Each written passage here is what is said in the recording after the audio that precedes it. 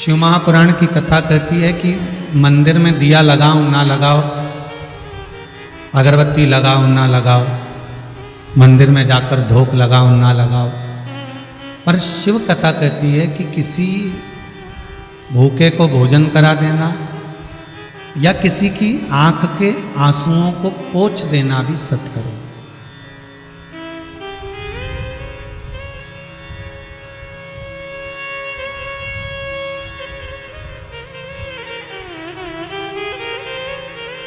कई लोग सत्कर्म करने के बहाने में पाप कर्म भी कर बैठते हैं। तीर्थ करने जाते हैं और तीर्थ कर कर जब वापिस आते हैं तो वहां से आने के बाद अरे वहां तीर्थ करने तो जाना ही मत, वहां तो पंडा लोग ऐसे हैं कि पीछे ही पकड़ लेते हैं।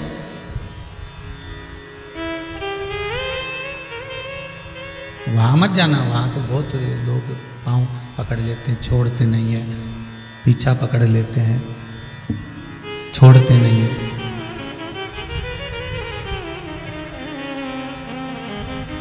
उस जगह पर ना जाइए, डीले कम करो, आवाज बढ़ा दो। सत्कर्म केवल वही नहीं है, सत्कर्म का जो प्रभाव है, सत्कर्म वो भी है कि हम किसी को रोता हुआ ना देखें, हम किसी को दुखी ना देखें, हम किसी को तकलीफ में, हम किसी को कष्ट में ना देखें।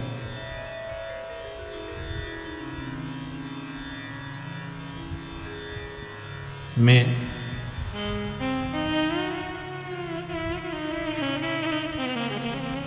2 घंटे भगवान की माला जपता हूँ, मैं 4 घंटे भगवान के मंदिर में बैठता हूँ, मैं प्रतिदिन भगवान की आराधना में डूबा रहता हूँ, ये सत्कर्म ही है क्या? आप अगर माला जप रहे हो, आप अगर मंदिर जा रहे हो, आप अगर पुण्य कर रहे हो, कुछ भगवत भजन कर रहे हो, तो अपने पूर्व के पाप कर्म को थोड़ा थोड़ा काट रहे हो।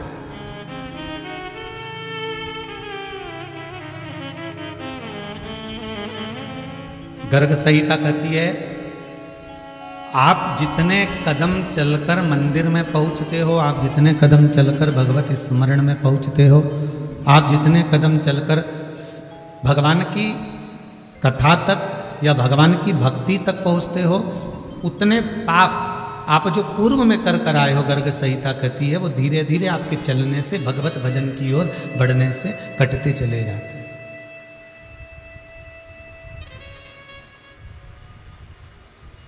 आपका वो पाप कट रहा है।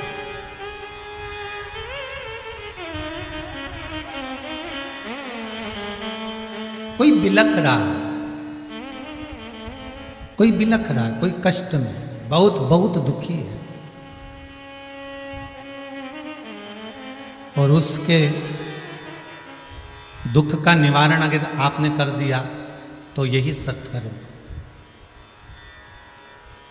एक भजन किसी ने गाया है, बड़ा सुंदर है, कभी प्यासे को पानी पिलाया नहीं, बाधु अमृत पिलाने से क्या फायदा। अर्थात जब उसको जल की जरूरत है, जब उसको पानी की जरूरत है, जब उसको भोजन की जरूरत है, तब हम उसको भोजन नहीं दे पाए, जब हम उसको जल नहीं प्रदान कर पाए। और बाद में हमने भोजन भंडारा चलवाया, बाद में हमने बहुत सारा भोज करवाया, बहुत ब्राह्मणों को भोजन भी करवाया, हमने साधु जनों को भी भोज करवाया, हमने बहुत चींटियों को भी अन्न का दाना दिया, सब कुछ करा, पर वो चला गया तब, वो जीवित था और उसको जरूरत थी, तब हम दे नहीं पाए।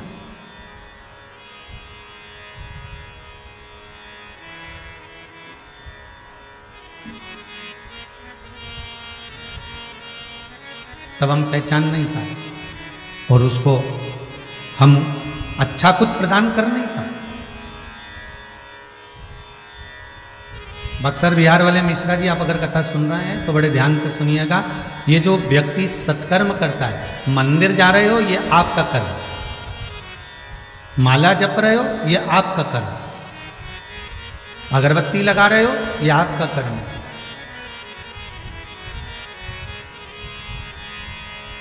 पर यदि आप किसी के आंख के आंसुओं को पोंछ रहे हो, किसी को औषधि दे रहे हो, किसी के लिए कुछ अच्छा कार्य कर रहे हो, ये सत्कर्म है। और ये सत्कर्म कब होता है? तो कहा जब घर में धन तो होता है, घर में पैसा तो रखा होता है, घर में पूंजी तो होती है, ऐसा धन जैसा आज राजगरिया परिवार अपने माता पिता की स्मृति में शिव महापुराण की कथा को ऑनलाइन करा रहा है, ऐसा धन तो सबके पास में होगा। पर राजगरिया परिवार अगर कुछ पुण्य का कार्य कर रहा है, सत्कर्म कर रहा है, शिव महापुराण की कथा को करवाकर, केवल कथा करवाना एक अलग लक्ष्य है। कथा करवाने को राजगरिया परिवार तो अपने राउरकेला में करवा सकते थे, उड़ीसा में करवा सकते थे, पर वो ऑनलाइन कथा कराकर आज ये कोरोना महामारी में जब दुनिया दुख में हर तरफ त्राही त्राही जहां मच रही है, लोगों के नयनों में जब अश्रु भरा हुआ है, ऐसे समय में इस कथा को करवाकर इस राजगरिया परिवार ने कई दुनिया के लोगों में, पूरे विश्व के लोगों में उनके चेहरे पर प्रसन्नता लाकर रख दी है। इसको कहते हैं कि नैनों के अश्रु को पोंछ देना, ये सत्कर्म करवाया। और ये सत्कर्म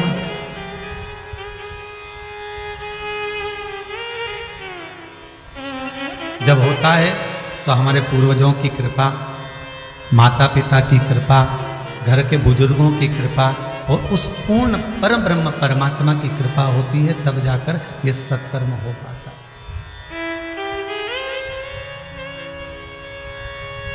उसकी कृपा हो। तेरी कृपा बिना न हिले एक भी अणु, लेते हैं श्वास तेरी कृपा से तनु तनु। हे गंगाधार मुक्ति द्वार ओमकार, ये उसकी कृपा से, और उसकी कृपा बिना कुछ नहीं।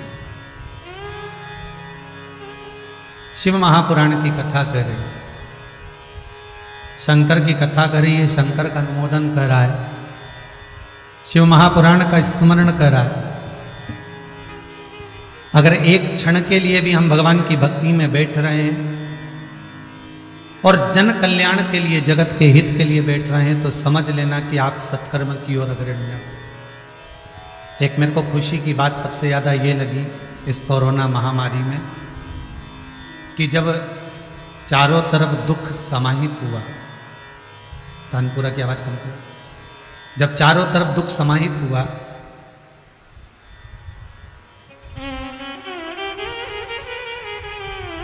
इस वायरस ने त्राही त्राही मचाई, तो हर जगह के जितने भी, चाहे जिस धर्म का व्यक्ति, चाहे जिस वर्ण का व्यक्ति,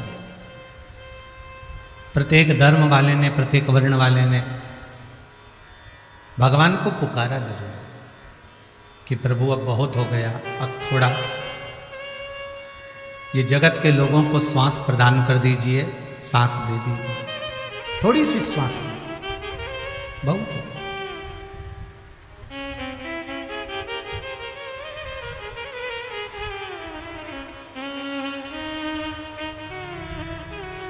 दुनिया के लोगों ने पुकारा जरूर है भगवान, और जब जग कल्याण के लिए, जगत हित के लिए, संपूर्ण विश्व कल्याण के लिए हमारे जब हाथ उठते हैं, संपूर्ण विश्व कल्याण के लिए जब हमारे दोनों हाथ परमात्मा के चरणों की ओर जाते हैं, तो समझ लो कि आप सत्कर्म कर रहे हो।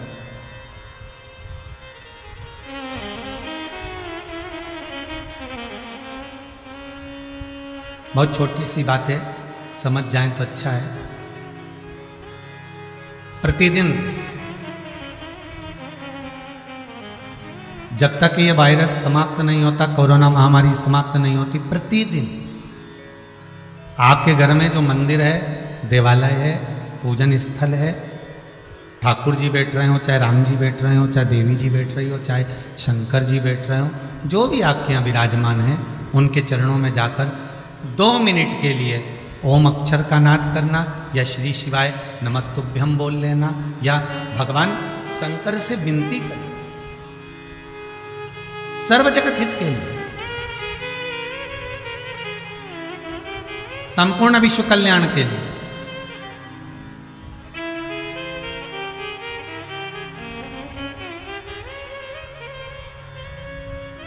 और संपूर्ण विश्व के कल्याण के लिए तो देवता भी अग्रणी रहते हैं महाराज। जिस समय पर माता सती अपने प्राणों को त्यागी और माता सती के शव को लेकर भगवान शंकर ने अपने कंधे पर लिया, और कंधे पर लेकर भगवान शंकर माता सती के शव को यहां वहां क्रोध में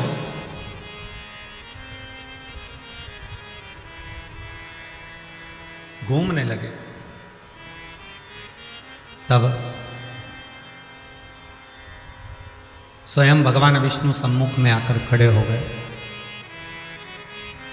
और भगवान विष्णु ने देखा कि सती के शव को लेकर भगवान भूत अधिपति भूतनाथ भगवान शंकर कैलाशी अविनाशी शिव क्रोध में लाल होकर जहां तहां भ्रमण कर रहे हैं। सुदर्शन चक्र को उठाकर, जो चक्र भगवान शंकर ने भगवान विष्णु को दिया था, वही चक्र से भगवान विष्णु स्वयं माता सती के शरीर के टुकड़े कर,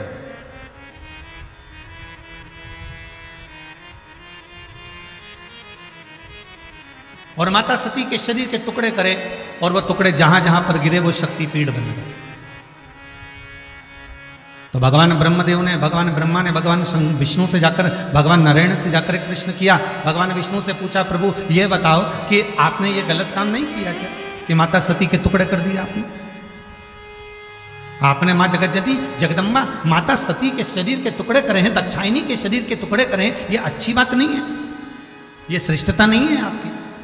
भगवान विष्णु कहते हैं अगर जग कल्याण के लिए, जगत हित के लिए, जग कल्याण के लिए मैंने ये सब किया, और जग कल्याण के लिए अगर थोड़ा सा दुख सहन करना भी पड़ जाए तो सहन करो।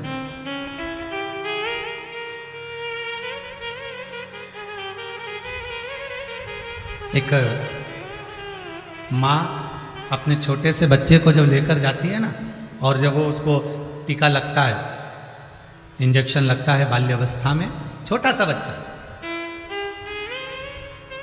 और उस बच्चे को लेकर माँ जाती है और माँ कहती है इसको टीका लगा दीजिए, इसको इंजेक्शन लगा दीजिए, और क्रम वाइज उस बच्चे को इंजेक्शन लगते हैं। डॉक्टर खुद कहते हैं अब इतने महीने पर लेकर आना, इतने दिन बाद लेकर आना, और वो बच्चे को लेकर जाती है 15 दिन में, 20 दिन में, 12 दिन में, 8 दिन में, 10 दिन में, 14 दिन में, 3 दिन में, जैसे जैसे लेकर पहुंचती है।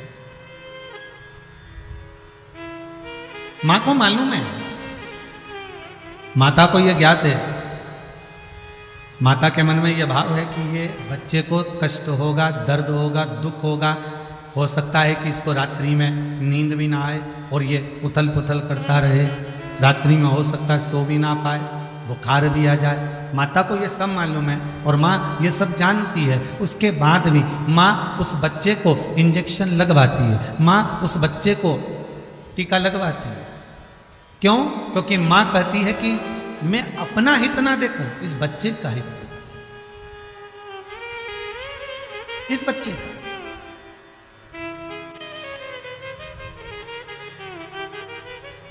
थोड़ा लगेगा जरूर। आज अगर संपूर्ण भारत की भूमि पर पुलिस प्रशासन थोड़ा सा प्रेशर दे रही है, घर में रहो, बाहर मत निकलो, दरवाज़ा बंद कर कर रखो, थोड़ा दुकानें बंद कर कर रखो, तुम अपने घर में रहो, थोड़ा उनका क्रोध दिख जरूर रहा है, पर इससे फायदा आपका है। प्राण रहेंगे तो दुकान पर बैठ भी जाओगे, प्राण रहेंगे तो 4 फैक्ट्रियां भी लगा लोगे, शरीर रहेगा, प्राण रहेंगे तो परिवार में गाड़ी और बंगले का सुख भोग भी लोगे। और अगर मालूम पड़े दुकान खोलकर बैठ गए और वायरस लग गया, कोरोना जैसी महामारी लग गई, और मालूम पड़े हॉस्पिटल में पड़े रहे और आखिरी में राम नाम सत्य हो गया, तो फिर वो कमाने का लाभ क्या होगा? थोड़ा कष्ट जरूर होगा, होगा थोड़ा कष्ट।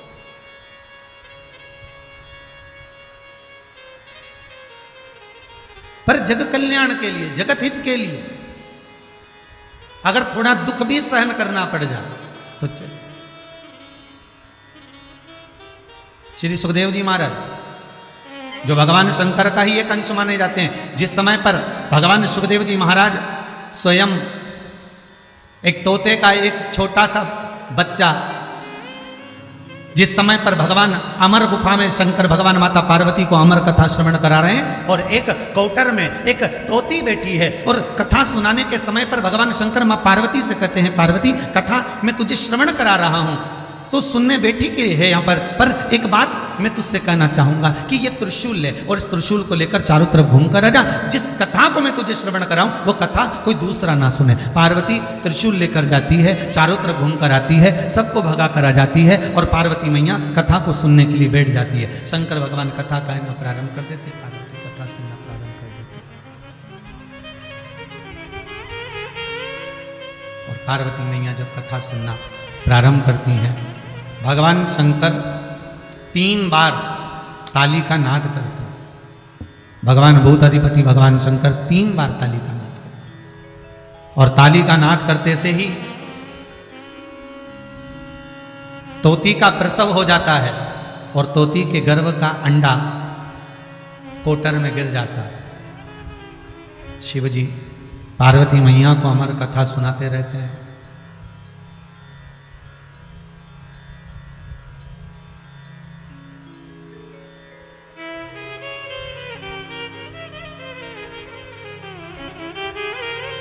और ये वही अमर कथा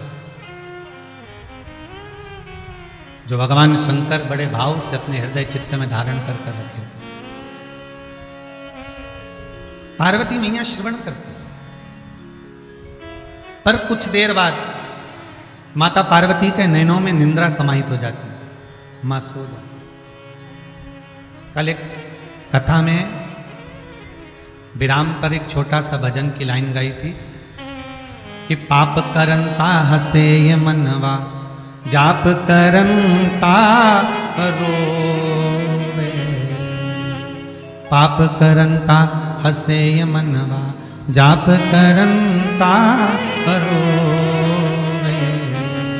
काम क्रोध में निस दिन जागे, कथा कीर्तन सो। ऐसी फूटी गई तकदीर, कहो ना कैसे तारो।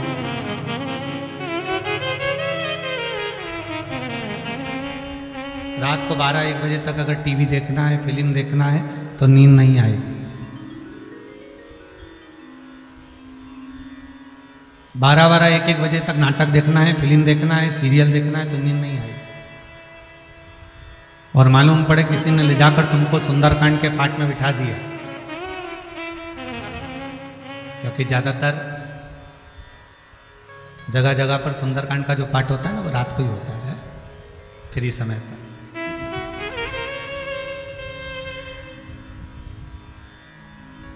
और रात्रि को किसी ने आपको सुंदरकांड के पाठ में ले जाकर बिठा दिया, रात को किसी ने भजन में ले जाकर बिठा दिया।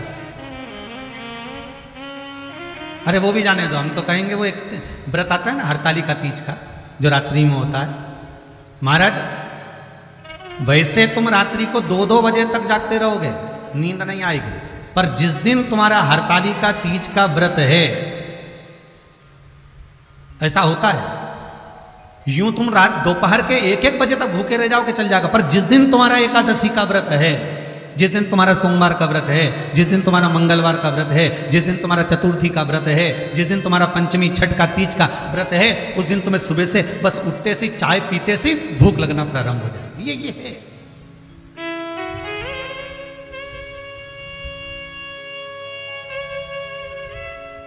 ऐसे आप रात को 12-12 बजे तक 1-1 बजे तक जगते रहो, पर हरतालिका तीज के दिन जैसे ही पूजन का दिन आता है, रात्रि जैसे जैसे शाम मर्द पहली पूजन हुई, दूसरी पूजन हुई और मालूम पड़े नैनों में नींद समाहित होने लगती है। आप कहीं पर जाओ सत्संग में, भजन में, कीर्तन में, रात्रि के समय पर बैठे वक्त नींद आना प्रारंभ हो जाएगी। पर जहाँ वो कहे ना कि भाई ऐसा क्यों होता है, उसका कारण क्या है। लोग शादी में डीजे पर कितना नाचते हैं, नींद नहीं आती, और भजन में बैठते हैं और नींद आने लगती है, कथा में बैठे और नींद आने लगती है। उसका एक कारण ये भी हो सकता है क्योंकि नींद हमेशा अच्छी जगह पर ही आती है, नींद हमेशा मखमल के गादी तकिए पर ही आती है, नींद हमेशा डनलप के गद्दे पर ही आती है, नींद हमेशा सुकून की जगह पर ही आती है। और ये डीजे, ये डिस्को, ये नाटक, ये सीरियल, ये फिल्में, ये जितनी भी हैं, ये सेज सुख की नहीं है, ये मखमल के गादी तकिया नहीं है, ये कांटों की सेज है। इसलिए नाटक में, सीरियल में, डिस्को में, पार्टी में, शादियों में नींद नहीं आएगी, पर सत्संग में, भजन में, कीर्तन में, स्मरण में, नामावली में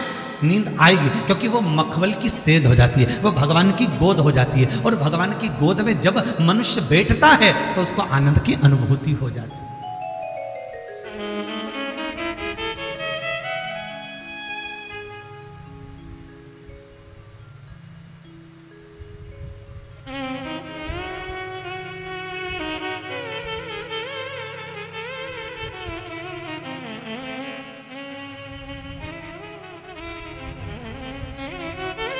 तुम भगवान की पूजा और आरती मशीनों के भरोसे पर छोड़ दिया। अभी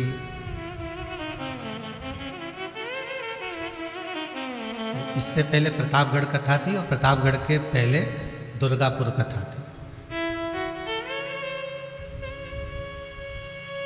कैलाश जी अग्रवाल कथा को अग्रवाल परिवार कराया था। यूट्यूब पर भी वो कथा आई थी, लक्ष्मी नारायण मंदिर में हो रही थी। उसी मंदिर में हम भी ठहरे हुए थे।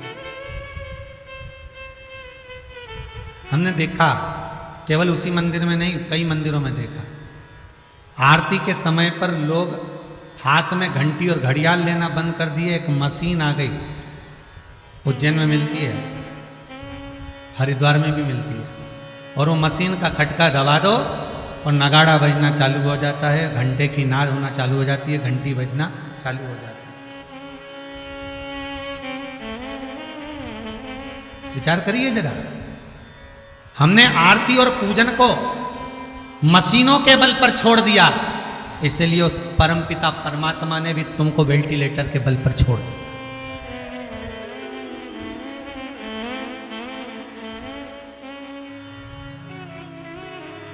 हम दुर्गापुर कथा करने गए तो हमने वहां भी देखा, वो बटन चालू कर देते महाराज जी और घंटियां बजना चालू हो जाती है और नगाड़े बजना चालू हो जाते हैं। अब पूजा और आरती भी अगर मशीनों के बल पर हो रही है और तुमने भगवान की आरती और पूजन को मशीनों के बल पर अगर छोड़ दिया है, तो भगवान ने भी तुम्हें मशीनों के बल पर छोड़ दिया।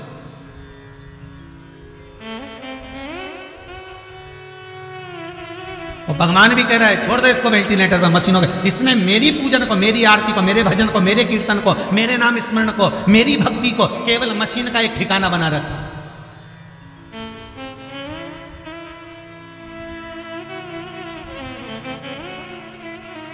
कोई कह रहा था भगवान हमारी सुनता क्यों नहीं। हमने हमारे एक कोई माता ने कहा हमारे पति चले गया इस कोरोना महामारी में, मैंने भगवान से इतनी विनती करी, इतनी पूजन करी, इतनी अर्चना करी, भगवान ने मेरी एक नहीं सुनी, भगवान ने मेरी जरा सी ना सुनी। हमने कहा माँ निवेदन है आपसे, पूरा लंबा समय निकाल कर देखिए पूजन में कितने समय से जुड़े हो आप, पूरा लंबा समय निकाल कर देखिए आप भगवान की भक्ति में कितना जुड़े हो आप। एक गुरुजी ने एक शिष्या से पूछा तुम्हारे ससुर की उम्र कितनी है? गुरुदेव 22 साल। तुम्हारी सास की उम्र कितनी है? गुरुदेव 38 साल। गुरुदेव फिर पूछे तुम्हारी उम्र कितनी है? 52 साल। तुम्हारे पति की उम्र कितनी है? कल पैदा हुआ है। पत्नी कह रही।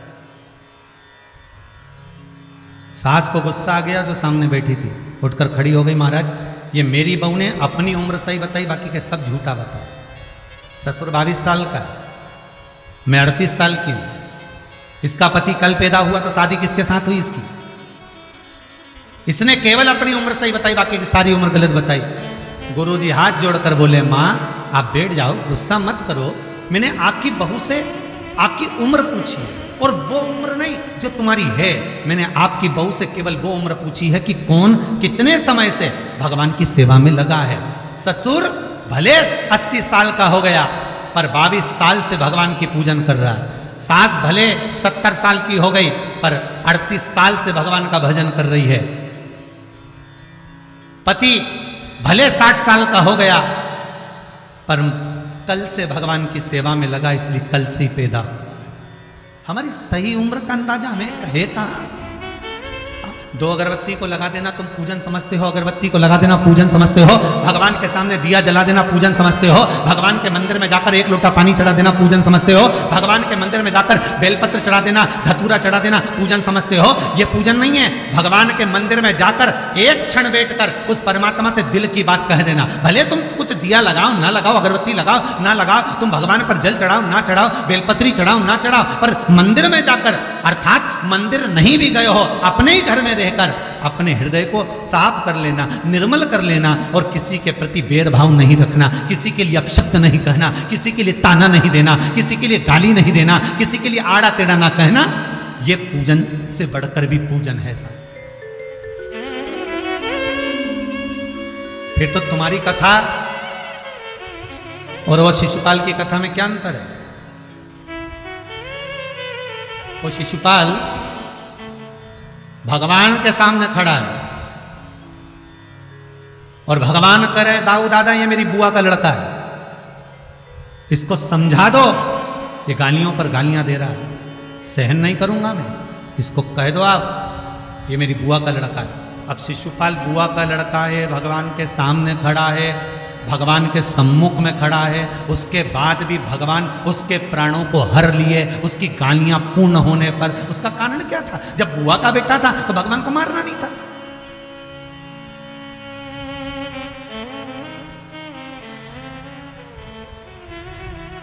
जब भगवान कृष्ण के सामने खड़ा था तो भगवान को मारना नहीं था, क्योंकि भगवान सम्मुख में, फिर क्यों मारा?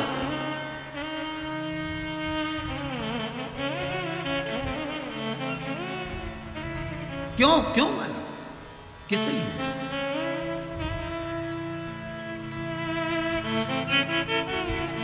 भगवान कह रहे हैं दिखावे की पूजन ना हो।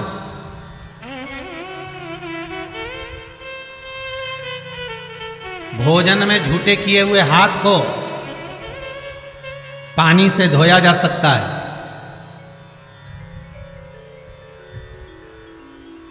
भोजन करते समय सब्जी में भिड़े हुए कपड़े को साबुन से धोया जा सकता है,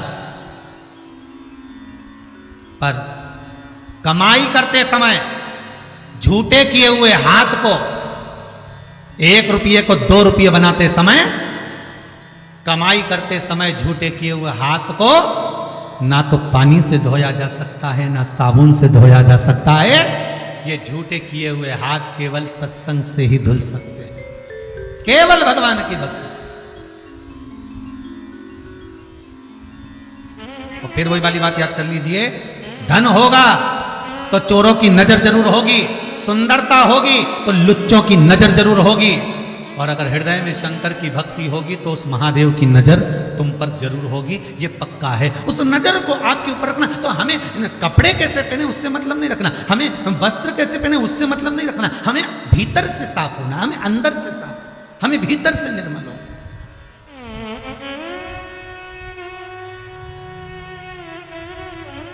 हमारा मन पवित्र नहीं है।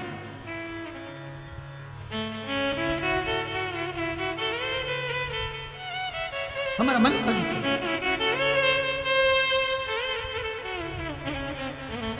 हमें भगवान की याद कब आती है? सोमवार आता है तब शंकर जी की याद आ जाती है, मंगलवार आता है तो हनुमान जी की याद आ जाती है। पूरे व्हाट्सएप पे देख लेना तुम भले हो, मंगलवार आएगा तो हनुमान जी का फोटो आ जाएगा, सोमवार आएगा तो शंकर जी का फोटो आ जाएगा, शनिवार आएगा तो शनि महाराज का फोटो आ जाएगा, शुक्रवार आएगा तो देवी जी का फोटो आ जाएगा, रविवार आएगा तो सूर्य नारायण भगवान का फोटो आ जाएगा। हम देवता को भी उसी दिन याद कर रहे हैं जिस दिन उसका वार है, इसके सिवाय हम उस देवता को याद नहीं कर रहे।